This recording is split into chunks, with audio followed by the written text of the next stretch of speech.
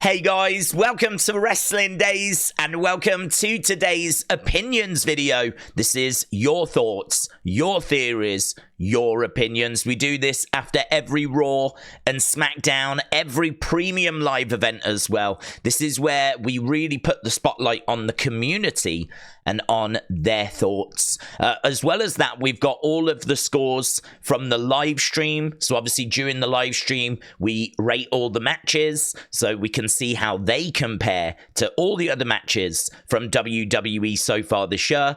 And we've got the current show score as well, so we can see where that falls on the table compared to all the other shows from WWE so far this year. We've got a lot to get through, so let's get started. And Logan, shout out to you, said, hello, Daze. Good Raw, 9.3.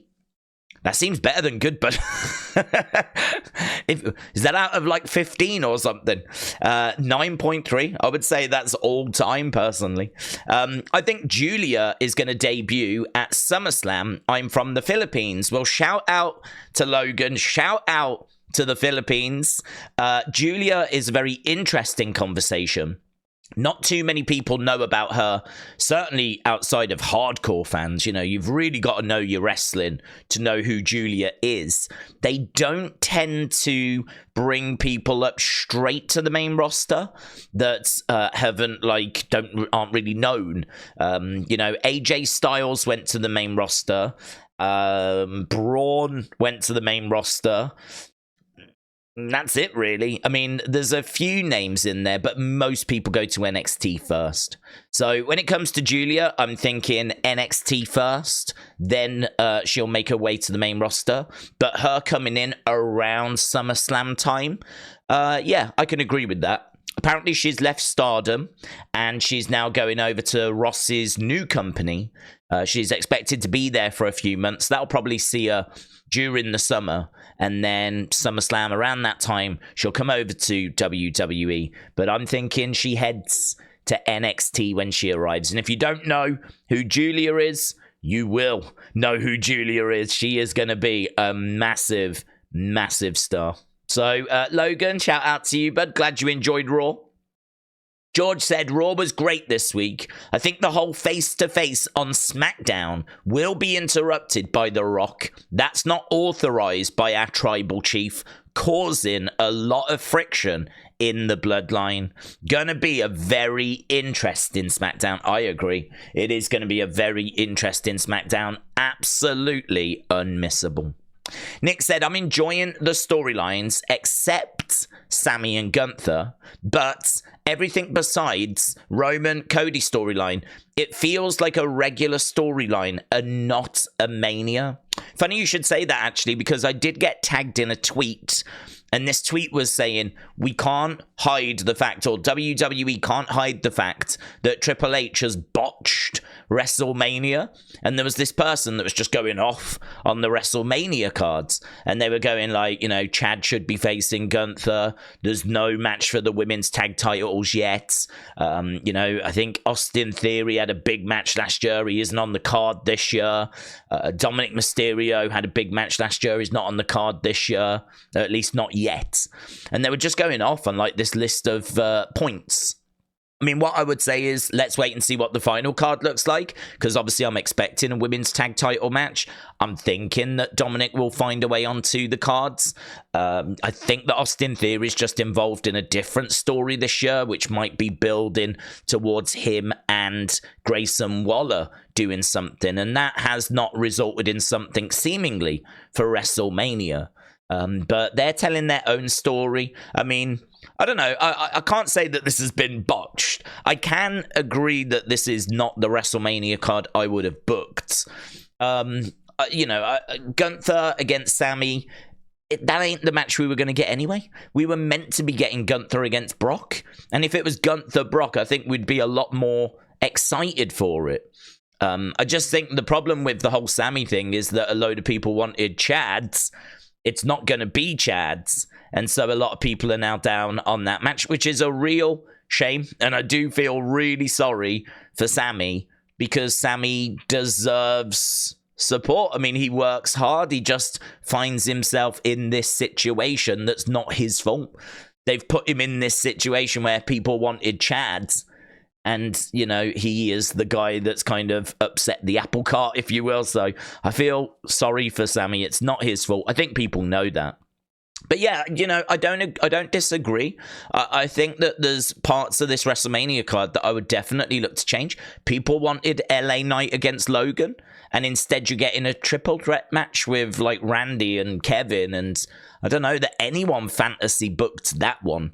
So, yeah, I think there's definitely elements here that I would change. I still think the cards, it's hard to be down on it. I mean, I still feel like this has got the ingredients for an incredible WrestleMania. So, we're certainly not down on it, but I'll go as far as to say that this isn't the WrestleMania I would have booked. But, you know, we'll see. I'm just enjoying it, man. I'm just going to enjoy the ride because I still think this WrestleMania is going to deliver. So Nick, shout out to you. Ryan said Cody better wear that black suit from now on. That's what we want to see from Cody. Go wild, use the dang language, hit back at The Rock as hard as you can. Overall promos today were pretty much spot on. Matches are good, especially Becky versus Nia. DIY versus Creed Brothers was WrestleMania quality. High praise from Ryan. Brad said, this week was a strong episode, in my opinion. I love seeing DIY and Awesome Truth go through. Cody's segment was good, but I think it could have been better. Liking the possible heel turn for Chad. Liv is the future wife. Overall, 7.5. Brad, shout out to you, my friends. I tell you what I really find interesting about this episode is there's people that seemingly absolutely loved it, and then there's people that feel it was solid, good. I haven't seen anyone say this was a bad episode. Haven't seen anyone going this was a 2 or a 3 or a 4. Like, I feel like you're either around 7 or you're around like 8.5, you know, like, or 9. Like, some people absolutely loved this and thought it was like close to faultless, and some people thought that it was solid to good. I made my feelings known on it in the review. We always do a review straight after the shows. During the live streams, I make notes on like what happens on the show now, like key lines and match results and key moments and little talking points. I try and jot down as much as I can whilst I'm doing the live stream. And then that means that as soon as we end the live stream, I can just go, here's 15 to 20 minutes of, what happened and also what I thought about each part of the show. So if you want to know my thoughts in particular, this probably isn't the right place for that. Otherwise, this video is going to be super, super long, especially as we've got a whole separate video for that. So, Brad, shout out to you. Heel Santa said, great show. Made the build to WrestleMania more interesting, especially with the Jimmy J promo. Cody fighting back to The Rock and more teams qualifying for the ladder match. Jaden said, Raw was all right. I like the direction they are taking Candice in. Yes, that's really good. As it's setting Maxine up as an underdog. And who doesn't love an underdog story? And the ladder match at Mania is about to be fire. I hope 2 teams win, splitting the titles. I'm hoping Truth and Miz and JD win, to be honest. Do you know, just going back to your Candice point, I wonder what the end goal is. Because I don't want to see Maxine beating Candice unless it's a fluke. Because, unfortunately, the problem is that everything Candice is saying is true in the sense of she doesn't belong on the main roster. She's not good enough to be competing in the ring. The defense that you hear from her peers is, well, she's learning. No one works harder than Maxine. But I don't care. Right? Because, like, you could take anyone from NXT, put them in that position, and I'm sure they would work hard, right? Maxine, we're not judging her on the effort that she's putting in. We're judging her by the standard that she is at, and she is not at the required standard to be on the main roster. So for me, like, that is a very weak defense. They don't have a defense. The only defense they've got is she's a lovely person and she's trying really hard. Because in all fairness, that's all that girl can do. Like, I feel sorry for Maxine. She's in a position that she shouldn't be in. She should be in NXT. She got brought up as a valet, as a manager, which for some reason they've gone, let's make her a wrestler, and I have no idea why. We've got women's wrestlers. Why do we need to make Maxine a wrestler? Who is thinking this is a good idea? Why are we trying to do this? I don't understand. I don't understand any of this. I don't understand who came up with this idea, why they thought it was a good idea. Why we're still going with this idea. I like the idea of Candice bullying Maxine knowing that she is not at the standard that can respond, and then going to find a monster, going to find someone that can deal with this issue for her, and actually having Maxine as like the manager, if you will, the mouthpiece even, for some, Karma-like woman, Nia Jax-sized woman. Like, that could be interesting. Nia Jax as a face standing up for Maxine might be interesting. I hadn't really thought about that till now. But just going back to the original point, where are we trying to get to with this Candice story? Are we just turning Candice heel? And we're not really focused on the Maxine side of it? Or are we building to, like, Maxine standing up for herself? Because I'm not really too eager to see Maxine botching her way to a victory over Candice. So, I don't know. It's an interesting one at the moment. We'll have to keep an eye on it. But Candice heel turn, I've really been enjoying, yeah. Her capitalizing on that knee injury of Katana, that was really good, man. That was really good. Right, Elijah Punk said Jimmy and Jay promo segment, Cody's intense promo, Seth and Drew promo, more Candice LeRae character developments, Chad and Sami backstage segment, contract signing segment, and some banger matches. Today's Raw was well paced. My rating is 8.5. This is what I wanted from Triple H. Well-balanced show with 50-50 storylines, promos, great in-ring action. Triple H finally listened and delivered a great episode of Raw tonight, says Elijah Punk. Sam said a great show. Loved the camera work changes today. Worked well. They were great. Creed's against DIY match was amazing, showcased exactly how amazing tag team wrestling is. Cody dropped an amazing promo, arguably his best, and the main event was fantastic. So Sam really enjoying it. Ethan said it was spectacular. Oof. Jay probably gonna rejoin his fam. Is he? Cody is gonna get trapped on Friday. Candice heel turn works is incredible. DIY advance, banger Raw. Do we really think he's gonna rejoin his fam? I can't say I got that vibe. I think Jay's out. I think the yeet is over. I think the hand thing, crowd are loving it. I just don't know that he's going to abandon that now and rejoin the bloodline. So, interesting perspective. Dean said, I thought Raw was good. I liked the fire from Cody. I think Indi is going to slowly turn heel. Is Indi turning with Candice? That's something interesting to think about. Ashton said, Cody's promo was brilliant. I think Cody and Seth lose on night one. I don't know how, but I think they do Cody and Drew win in night two. And at SummerSlam, Drew versus CM Punk for the World Heavyweight title. Cody versus Randy for the Undisputeds. I don't know what would be next for Seth, though. Well, I suppose Seth could get into a feud with Roman if Roman is now free. You know, they've got unfinished business in the sense of Seth beat him by DQ after he got, like, was it choked out, and Roman wouldn't, like, let go of the holds, so Seth won by disqualification back in Royal Rumble, like, years ago. I mean, obviously there's so much history between them. Maybe he goes into a match there, or maybe we get Rock against Seth. Obviously, he's been calling him the walking clown emoji.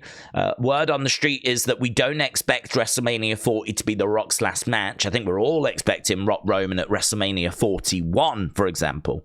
But maybe we get Seth Rock. I mean, if we do get Seth Rock, it's going to be hard for that to not main event SummerSlam. But there's options. There's options on the table. Kian said that Seth and Drew's segment in some ways reminded me of the segment they did with Eddie Guerrero and Brock Lesnar. Also, DIY and Creed Brothers cooked that 1-point camera shot transition through Gorilla and back again. Could we see more of that? Because that was nice. We absolutely could. I think the new guy in charge is asking questions that maybe haven't been asked. Why aren't we doing this? Why haven't we tried this? Have we ever done this? And I think we're seeing lots of different things that we've not seen before. I think some are worth keeping. Some I don't think really matter. I think some, you know, certain, like we've done like aerial shots, which we could always go to. I mean, I remember an aerial shot during like WrestleMania 10 when we were doing Brett and Owen. So, you know, it's fun to see some of them coming back again. That single shot, as you said, it was really cool. You can't, but I wouldn't use it all the time. I just think that it's a nice thing to go to if you want something a little different or if the segment calls for it, you know? So we have Sami kind of storming out and we want to see a bit of a backstage rather than just cutting backstage. Why don't we follow Sami? So it's good that we're asking questions that don't get asked. And that's what this fresh pair of eyes has brought to WWE's production. So I agree. It's fun to see all the different things that they're doing at the moment. Joey said, it was great, 8.5. I threw them following Sami into Gorilla was cool. I also really like Cody's promo. And I don't know about you, but Pharaoh really outshined everyone this week. I think it was the bandana, lol. Hashtag more Pharaoh. T. Hayes said, I feel like Cody and Seth are going to lose on night 1, so it makes Cody's victory on night 2 unbelievable. Beating Roman during a Bloodline Rules match and overcoming all the odds. I think it's going to go that way also. Melanie said, why would Cody shake Roman's hand? Why would Cody shake Roman's hand? I don't know. Did he say he was going to do that? Did he say he was going to shake his hand? He shook Paul Heyman's hand as they made a deal that both would be at Smackdown on their own. But Cody's a fool if he believes that. And I think actually what they're going to do is they are going to use this as a way of showing the Bloodline that Cody is not a fool. You might have caught him out last time. You might have outmaneuvered him last time. You won't outmaneuver him this time. So we saw him talking to Jay. We saw him talking to Seth. Both basically said, are you really going to go on your own?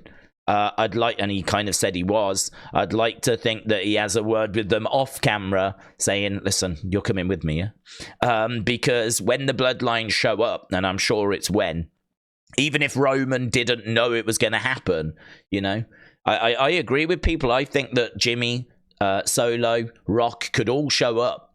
Maybe not Rock, I don't know. But like they could all show up.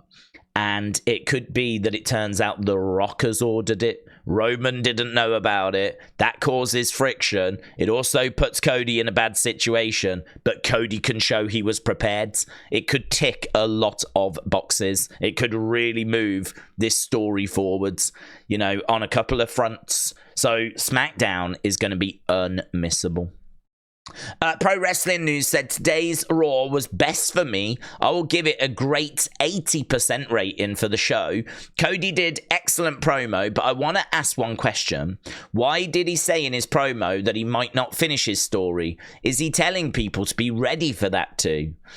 Yeah, and I think he's right to do that. I mean, he is stepping into a massive challenge. Just trying to beat Roman on his own is going to be absolutely, you know, like climbing Everest. But trying to do it potentially under Bloodline rules as well. Like, I think he's being honest to the fans and honest to himself. Like, don't go thinking this is a done deal. Don't go thinking that this is just done and that I'm winning. Because there is a chance the story doesn't get finished. And, you know, he's having to kind of consider that reality as well. So, you know, WWE have got to try and find ways of making it seem like the story is not getting finished. I got to tell you, if I was WWE, I would be trying to leak something else, right? I'd tell someone to tell Meltzer or tell Sean Ross Sapp or get it out there that the plan is for Roman to retain, right? Or maybe not even that, but Roman's going to be defending the undisputed title about like 3 weeks after WrestleMania. Have you heard, like, there's a rumor going around, apparently Roman's being advertised or spoke about, he's going to be defending the title like a month after WrestleMania. That must mean he doesn't lose it at WrestleMania.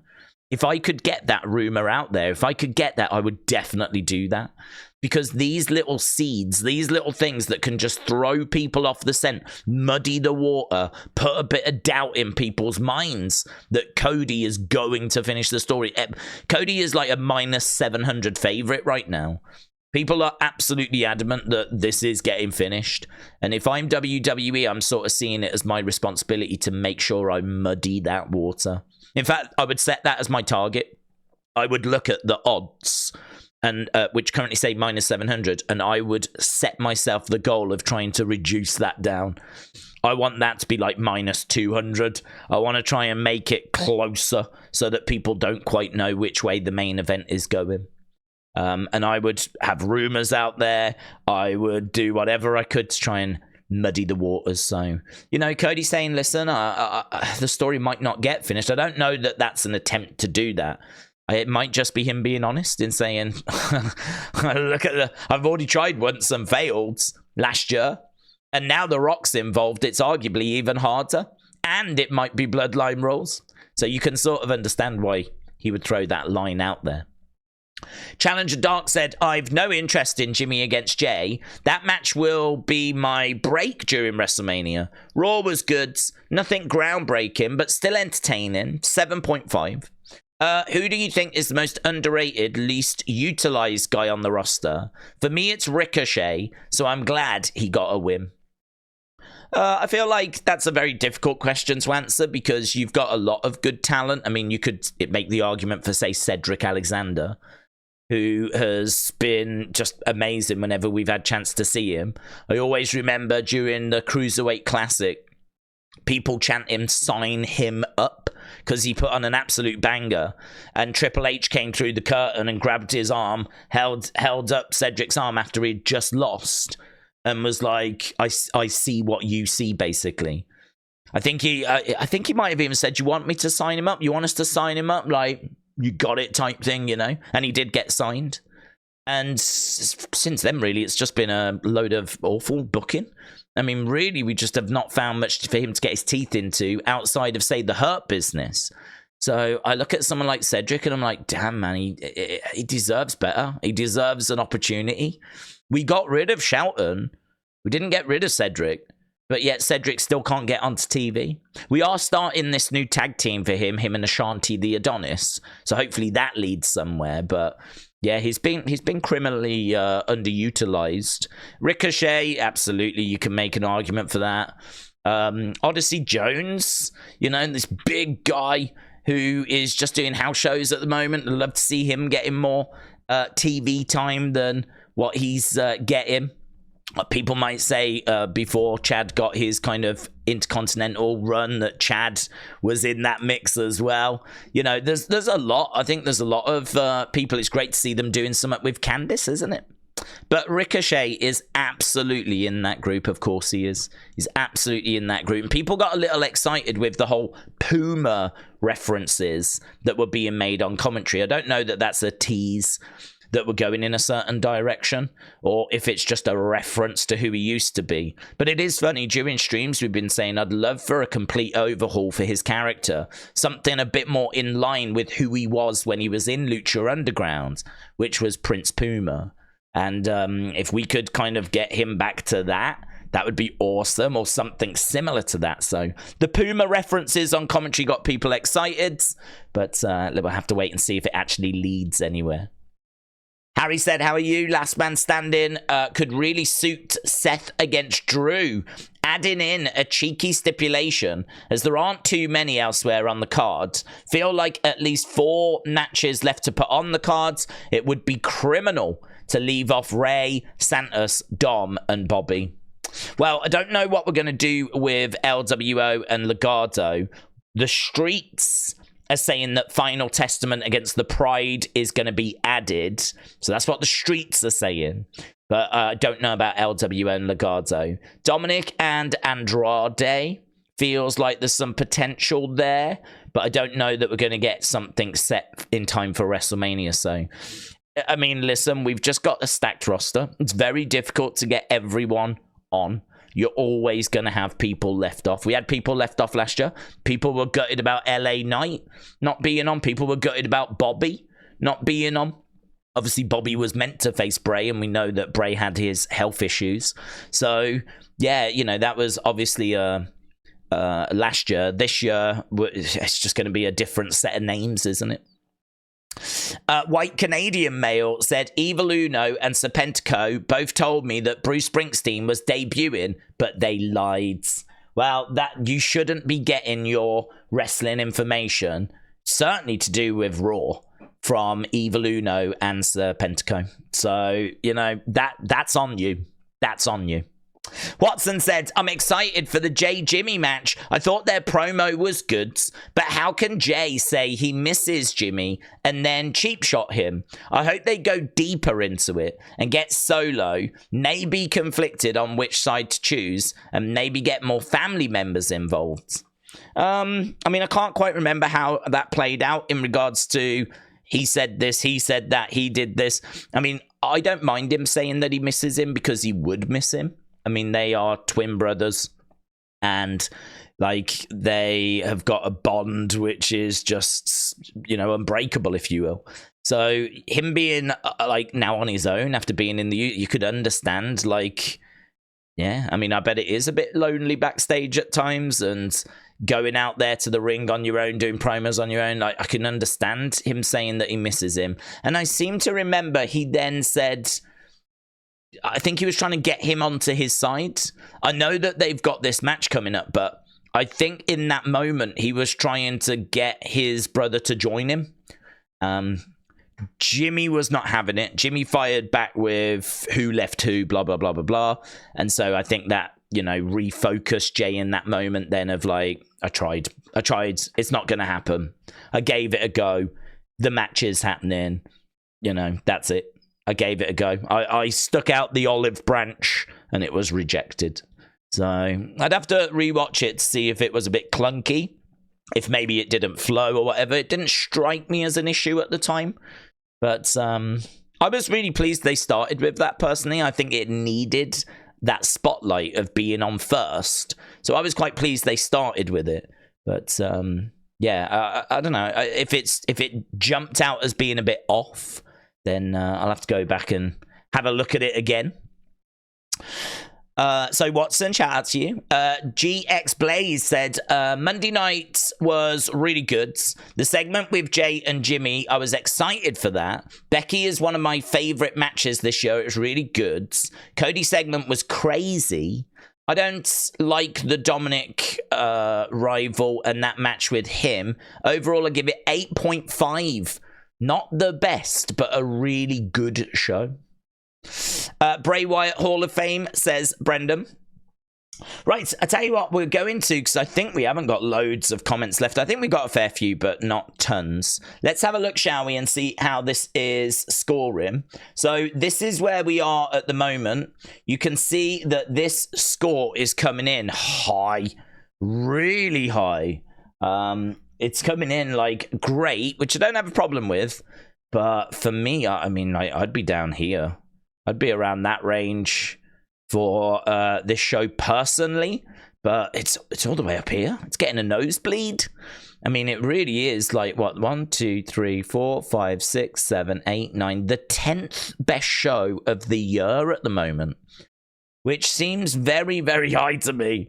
But, well, actually, not even the 10th best show of the year, because some of these are from 2023. Look, if you actually take out the 2020, it would be the what? 1, 2, 3, 4. The 5th best show of the year. I just find that really hard to believe. But listen, you're the ones that are voting. You're the ones that are voting. Was Raw the 5th best show of the year? So that is where we are. right? That is where it's going at the moment. You can still vote for that on the second channel, Wrestling Daze Clips, and we'll obviously see as to where it finishes up. If we have a look at the matches, we can see this is the list. Let me clear all those, go to this week's. There was 6 matches. We got 2 that were classed as great, and we got 4 that were classed as good. Candice and Kayden, that tag match was the lowest rated one, but it got very little time, in all fairness. I like the end of that. Awesome Truth against Indus Sher was next. That got good 92%. Ricochet beating Dominik was good 94%. New Day beating Alpha Academy was good 96%. Becky against Nia was great 59%. And DIY against the Creeds was the top rated match at 65%. So 2 great matches coming off of this week's Raw. And that is how all the matches were. So if we just select them all and have a look and see where they all fall, you can see not loads of great matches. We have now filled the page, though, which is good to see. So DIY against the Creed brothers went in there really high, especially considering there was that botch in the match and it was clunky in places. Look how high this is. I think it shows that if you have a hot finish, like, you can really win people over. We find that with Raws as well. If you have a hot way of ending Raw, I do find that people's halftime scores drastically improve if you have like a really good ending. And this did have a really good ending, in all truth. So that match going in there. The Becky Nia one goes in here. So there's Becky Nia. So that one just off the first page, but only just. And then the rest were in this mountain of good matches that we've had this year from Raw, Smackdown, and NXT. One bad match, and that was the Candice and Indi one from last week, where midway through she started berating Maxine and Maxine ran away. That's the worst rated match of the year so far. So that's where we are with the matches. That's where we are with the shows. In comparison to all the other shows that we've had so far this year, it seems like you guys really enjoyed this. Really enjoyed this. Right, let's continue, shall we? So Brendan said Bray Wyatt, Hall of Famer. Will we get that? Is it going to go that way? It's not been announced. We don't know if it's going to happen this year. Some are thinking it might happen during that documentary, at the end of the documentary. I don't know. The streets are saying that he's not going in this year. That's what the streets are now saying. But I don't know if that's true or not. I think if he goes in this year, brilliant. If he doesn't, it's not a problem for me. I think this year you get the documentary, and then maybe next year you get the Hall of Fame induction. Perhaps they feel like the Bray box has been ticked this year with the documentary, and that is what we're giving Bray fans this year. And then next year he gets the Hall of Fame. If that's the plan, I don't mind that. I really don't mind that. Perhaps, and I would actually argue, I think Bray fans should prefer that, because this year you get the Bray documentary and you get all the conversation around that. It's going to be promoted on the shows. Bray is being spoken about this year. Wouldn't it be nice if next year he gets the Hall of Fame so that he gets spoken about next year as well? Like, Bray fans don't want Bray to be forgotten about. They want him to be in the conversation. I think the documentary this year means he is being spoken about this year. He is being remembered this year. He can be remembered next year as well if he goes in the Hall of Fame next year. So I am really not campaigning hard for this to be the year that he goes in. Certainly not now the documentaries come out. But for those of you that are adamant that it needs to be this year, we'll have to wait and see. Rico said Jimmy should have jumped Jey tonight. He couldn't see shiz out of those classes. We still have time for Jimmy and Jey to build nicely. Mr. Put a little ass on it, Rikishi, has been talking about this matchup for 2 years. I'm yeeted, said Rico. Mitchell said, sadly, I don't think the Sami story is going to work. I just think they built up Chad for this match way too much, and they got the fans invested in Chad way too much. This is Sami. I think people have turned on this match. Yeah, I don't disagree. I think people are with Chad. And I think this was not the right direction to go. I think Sami is a big star. I feel sorry for him. I think this was never going to be Chad. It was going to be Gunther versus Brock. As soon as Brock was removed, they had to figure out who to put in. They went with Sami. I think they should have gone with Chad. And I think they've made a mistake, and Sami finds himself in a very difficult position. So just going to have to do our best. You know, I think if people knew that Chad was to get the winner, you know, then that might make it a bit easier. You know, you could have it whereby we do something now where we figure out who's going to be the first challenger. You know, why don't we do a match now where it's like a fatal four-way? Winner will face the IC champion the night after WrestleMania. Why don't we do something like that? And then at least that way, the Chad fans know that Chad is going to get an opportunity the night after WrestleMania. If Gunther wins, it will be Gunther Chad. If Sami wins, then it will be Sami against Chad. That rematch for the title on the Raw after WrestleMania. Maybe that would just please the Chad fans a little. John said, I thought Raw was okay, but not great. In my opinion, I think Raw needs to go back to 2 hours. Oh, we all think that. I agree. I feel Smackdown is the better show right now. I love Cody's promo. It felt real, and it was good to see a more aggressive side to Cody. Really hope that R-Truth and The Miz get their WrestleMania moments. Yeah, Raw going to 2 hours has been a conversation fans have had for a long time. There's no sign of it, but we don't know quite what Netflix are going to do, to be honest. Don't know that I'm guessing they bought a 3-hour show, so they're going to want a 3-hour show, but they don't really care, Netflix, about, they haven't got like time to fill. So for them, as long as people tune in and watch, that's all they care about. They just want you to go to Netflix. They're not really so interested in like filling segments. You know, that's gone now. You know, TV is in decline. Fill in airtime, and it's not a thing now. Now Netflix cares more about you just subscribing to Netflix rather than they do hours and hours and hours and hours of content. So is there a chance that Raw could be quality over quantity? Could it go to 2 hours? Do we need it to be 3 hours when it goes to Netflix? You could maybe make the argument about advertisers. Some plans still have adverts. So is it going to be a case that the advertisers will want it to be longer? I'm not too sure how that side of it will work. But yeah, interesting point. I agree. I think a lot of people would like to see it go down to 2 hours. I think you could just cut an hour off of Waffle and it would be a much stronger show, you know? I feel like we say that most weeks. I would even be tempted to create a new show. If you took Raw down to 2 hours, could you not create another brand that was like 2 hours long and actually then have 3 main roster brands and NXT feeding into 3 brands? That would give you something else that you could then sell to the networks, you know? Rather than doing a 3-hour Raw, do a 2-hour Raw, do a 2-hour Smackdown, do a 2-hour...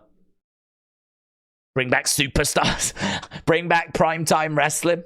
Bring back Wrestling Challenge. So, yeah. Male Tail Thongs said, I thoroughly enjoyed Raw this week from start to finish. I especially loved walking through Gorilla behind Sami and the Awesome Truth. I loved the main event. I give this week's Raw a solid 8.5 skull-crushing finales out of 10. FaZe Coasters said, I thought it was good.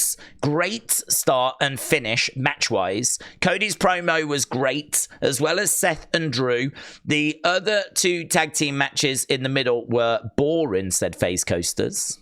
Brady said, I thought this week's Raw was great. Cody's amazing promo, ruthless heel Candice, DIY Creed Brothers were some examples, but the best thing about this week's Raw was the fireflies being lit up around the arena and Shatter playing in tribute to Bray Wyatt. Derez Fan 2024 said Cody's promo was great. Uso's promo was decent. Intercontinental Championship contract signing was all right. Becky versus Nia was good. Pat's reaction to the table spot was all of us. Seth Andrew segment was very good. Billy said, pretty good show, 9 out of 10. Commercials, a little bit too much. Love the non-PG stuff and really hope Rhea beats Becky at Mania.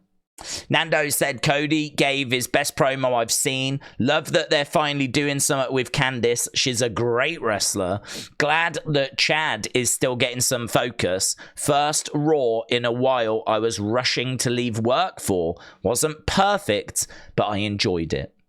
LS Dub said, I thought there were some outstanding promos tonight that made me feel like the intensity of WrestleMania had arrived. The promos from Jimmy J, Cody, Seth Drew all felt like WrestleMania segments. We got intensity and authenticity in spades last night. Chris said Cody's promo was what I was waiting for. Aggressive and calling out Dwayne for whining about the We Want Cody movement the whole time. Loved the promo was censored. Raw included tonight had been watchable in general outside of the Cody Rock segments. The Raw including tonight has been watchable in general. Got you. Gio DeFio said the production has significantly improved. I absolutely loved the one take following Sami from the stage to the promo backstage. In this show, I also loved how good Jimmy and Cody were on the mic. This was a solid episode of Monday Night Raw.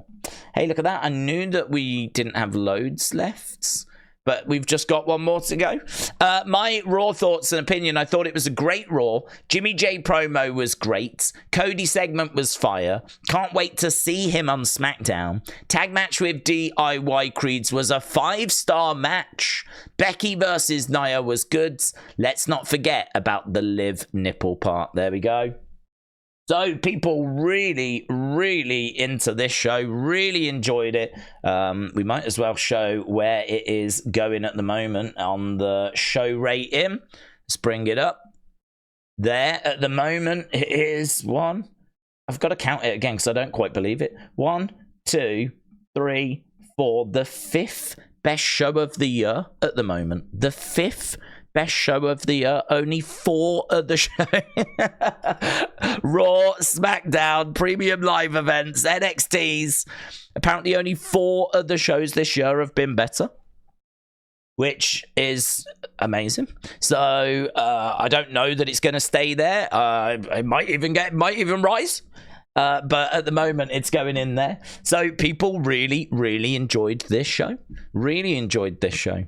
So if you have watched this and you have disagreed and you've thought, no, I don't agree with any of this, well, this is why you should be leaving your thoughts, your theories, your opinions, so that we can get that alternative perspective. Or maybe you have agreed, but you just think there's a point that hasn't been made. And so you, again, should leave your thoughts, your theories, your opinions. The post goes out after every Raw, every SmackDown, every Premium Live event, and that's where you can leave your thoughts. Obviously, I've given a little bit of thoughts as we've been kind of going through, as we've kind of added to a few little bits or chewed a few little things in there. But if you want, like, in-depth my thoughts, then there is a whole separate review video. As we said, I put it up straight after the shows. And a big thank you to everyone that watches those. You don't have to agree with my opinions, right? That's just my opinions. So you don't have to agree with them. But I will put them up there so that we've got everything in one place rather than people having to go through like a 5-hour stream. We'll continue to do that, and we'll continue to do these as well. So the next one will be after this week's monumental Smackdown. I mean, this Smackdown is going to be unmissable. So can't wait for it. Cody and Roman, face to face. Thanks for watching. Appreciate the support. I'll see you next time. Bye for now.